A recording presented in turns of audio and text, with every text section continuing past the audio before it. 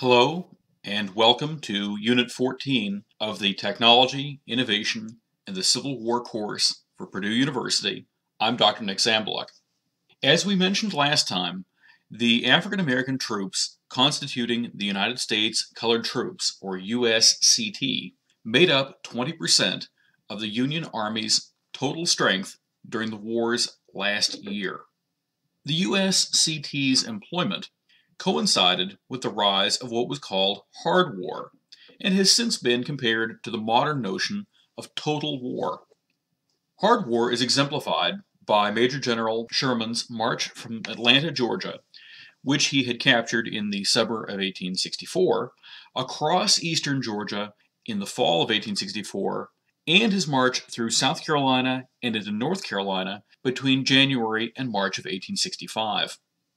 Having brushed aside and defanged the armies of his Confederate opponents in the area, Sherman was determined to cut a swath of destruction that would wreck the Confederacy's economic capacity to make war. Railroads and telegraphs, so vital for carrying troops and food and information to the front, were destroyed along Sherman's route. By bringing only about 60,000 men from his total force, his total 100,000 man army, on this march, Sherman had a group that was simultaneously big enough to threaten the enemy, but small enough so that it could, so to speak, live off the land by foraging. Foraging basically meant stealing food and fodder from civilians along his army's path. Foraging was not new to warfare, but Sherman's use of hard war in Georgia and the Carolinas meant that he was lopping away most of the South's resources from access to Virginia and therefore to Lee's army. Increasingly, Lee was facing Grant's larger army with a meager group of men and supplies drawn primarily from Virginia and North Carolina. Throughout Sherman's march, one of the factors most damaging to the Confederacy was that enslaved people sought refuge with Sherman's soldiers. They fled their masters, and each time a slave ran away to Sherman's army, the Confederacy lost about $2,000 in property, in human lives that had been kept in bondage. Sherman was a bit worried about the military implications of all these refugees joining his group. For one thing, they were often half-starved and half-clothed, and they urgently needed material help. And yet, Sherman had only one rail line leading back to friendly territory, and his troops were foraging so that they would not have to rely on that line of communication too much. Freedmen could not be made into soldiers while moving alongside the army. You couldn't just hand a freedman a rifle musket and declare him to be a soldier. And meanwhile, freedwomen and children were non-combatants. Runaways did benefit the Army, though, in several important ways. They provided vital intelligence and scouting and spy work. They knew the region because they had lived there, and they told U.S. forces about what terrain to expect locally and about local populations. The U.S. was able to leverage this human intelligence, as well as the scouting of its own cavalry, because of a technological achievement, a lithograph machine that could be transported on a wagon. It was something like a 19th century version of a copying machine, and with this machine and effective intelligence, a Union army could make a decent map of an area and distribute those fairly accurate maps to soldiers. The Confederates lacked that technology, and as a result, the Confederates were sometimes less able to find their way through the Confederacy than were their Union opponents by the latter phases of the war. After all, before the war, most men, North and South, had seldom traveled outside of their own county, and a man from New Jersey and a man from North Carolina might otherwise be equally lost when standing either in a field in Virginia or a forest in Tennessee. In this atmosphere, the USCT did significant work for the Union cause. It was a surprising mix of yeoman soldiering and special assaults. The first USCT units had far higher literacy rates and educational standards than later units in the USCT, since the first regiments comprised Northern African American freedmen who had not been prohibited by law from an education. In the last year and a half of the war, new military schools were established to help European descent and a small number of African American officer and NCO candidates learn to command USCT personnel. These were very different from the engineering-focused and small classes of West Point, which had already been training U.S. officers for 60 years. The new schools drilled candidates so that they would pass what amounted to a standardized exam for qualification. Prejudice extended to the utilization of the USCT, but perhaps surprisingly, not as much to their equipment. Although USCT personnel often received suboptimal equipment and uniforms, what was then called shoddy. Shoddy was a term that originally, before the war, referred to lint scrapings recycled and used as if they were cloth. This problem of shoddy being sold to the government for use by troops was actually a problem experienced by many units across much of the U.S. Army. It was typically a symptom of poor quality control in the 19th century, in defense contracting of that period, and in the shortcomings of the spoils system and patronage. Remember the scope and the challenge that has been facing the Quartermaster's Department, which we mentioned in Unit 5. Although USCT personnel did not always receive the best Springfield and Enfield rifle muskets, this was true of numerous U.S. units outside of the USCT as well.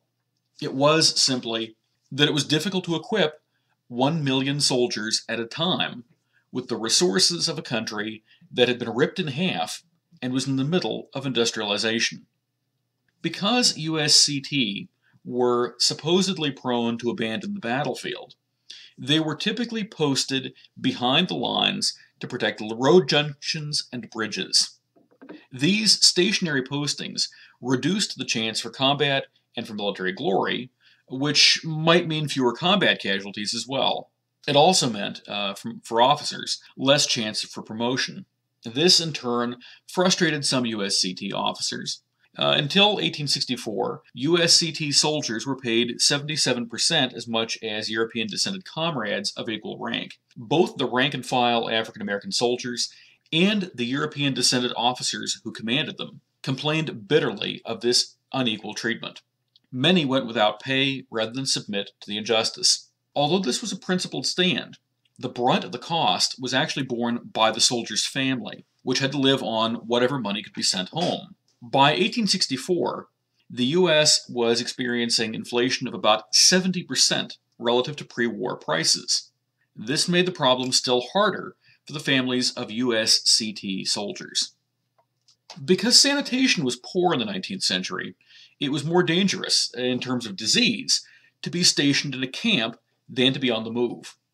USCT assignments typically led to higher rates of disease as a result. But a few officers wanted to use USCT troops in combat. One was Major General Benjamin Butler, who we've described several times before. Although a general of fairly limited talent, Butler showed a remarkable interest in the idea of innovation. He was an early enthusiast of the agar machine gun, an early exponent of military ballooning, the first occupying commander of a significant Confederate population, that is to say, the city of New Orleans in late 1862. He was also a promoter of freeing the slaves to hurt the Confederate war-making capacity, and a champion of using willing Confederate POWs as so-called galvanized Yankees, freeing them on condition that they would become Union soldiers. Now Butler saw another opportunity, something that might advance his career further, that he might gain new stature by pressing for the USCT to see more combat. Early efforts, such as the failed assault on Battery Wagner near Charleston, South Carolina in July 1863, had nonetheless demonstrated USCT's bravery and ability in battle. Butler pressed for the establishment of an entire Army Corps of USCT soldiers. He would lead this organization, of course, called the 25th Corps, as well as the 26th Corps. Collectively called the Army of the James, he would threaten the Confederate capital, drawing away resources from Lee's army facing Grant to the north and helped destroy the Confederacy. The main trouble was that Butler's lack of military competence caused him to become bottled up in a part of Virginia known as the Bermuda Hundred by a far smaller Confederate force under General P.T. Beauregard. Shortly before this, Lieutenant General Grant, Lieutenant General by this time, had used USCT formations in the Battle of the Crater, also known as the Second Petersburg Offensive. Lee's smaller army of less than 60,000 was dug in around the rail hub town of Petersburg, while Grant's army of about 80,000 sat entrenched in positions that nearly lapped the edges of the Confederate line. Grant was unable, despite his strength, to storm the position. Moreover, throughout much of 1864, Grant had repeatedly almost stolen a march and outflanked Lee's forces. Each time, the armies faced off, and then Grant tried again. By now, the armies were around Petersburg, which is actually a bit southeast of the Confederate capital. Grant decided he would use Pennsylvania miners in his army to quietly dig a tunnel from the Union line to a position beneath the Confederate trenches around Petersburg. Packed with 8,000 pounds of black powder, it would be exploded, and U.S. forces would charge forward into the enemy lines, now, it was hoped, occupied only by dazed or dead rebels. The Ninth Corps of the Union Army had a division of USCT troops, who were secretly trained to lead the assault that was supposed to be occurring just after the explosion. Storming into Confederate positions, the USCT soldiers would run around the hole that had been blown in the rebel trenches. Two detachments trained to charge into the Confederate trenches and hold the assault's new flanks against a rebel counterattack would hold the shoulders of the position, while the rest of the division and the remainder of the Ninth Corps would press forward to exploit the attack's breakthrough. Major General Meade, in day-to-day command of the Union Army of the Potomac, began to have second thoughts. The operation was ambitious and it was risky, and a failure could have political ramifications. Prejudice also may have played a part, making Meade wonder whether USCT troops could actually accomplish what was, by 19th century terms, a very complicated and even unprecedented style of attack. Grant supported his army commander, and the USCT soldiers were ordered to follow on rather than to lead the assault. Another unit, which had not been extensively briefed on the plan, would instead lead in the first wave. On July 30, everything seemed to go wrong. The explosion killed 278 rebels, but the explosion happened at 4:44 a.m., over an hour behind schedule, and late enough in the morning that nervous Union troops in their jump-off positions for the attack wondered if Confederate pickets would soon notice them in the dawn half-light.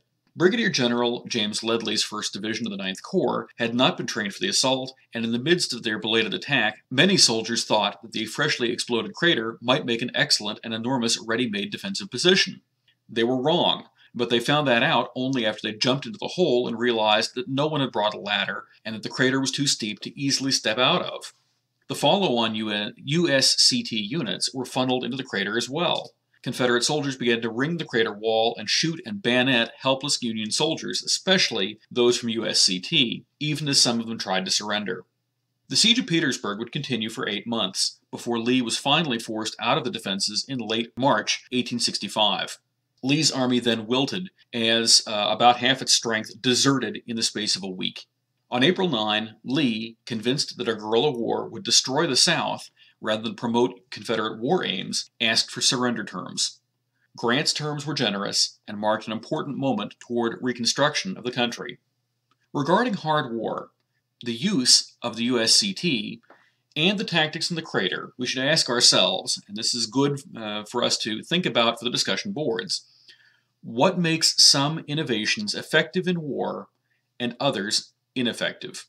In our upcoming last segment for the Technology, Innovation, and the Civil War course, we'll explore assassination, reconstruction, and the questions of legacy and endurance after the conflict. See you next time.